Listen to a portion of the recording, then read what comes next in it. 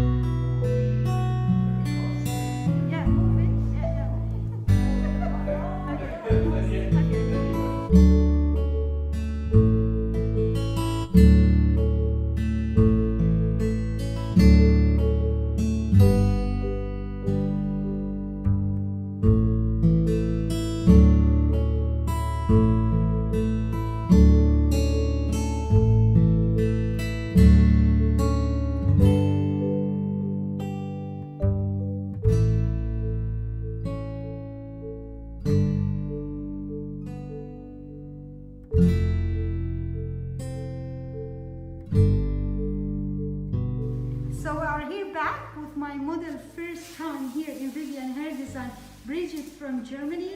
And this is her hairstyle. This is the result. Lovely, nice bob line. Very long bob line. So you can move your head, Bridget, so you can see it. Yes, very nice. We are here very happy with the hair. So Bridget, what do you feel about your hairstyle from today and the color?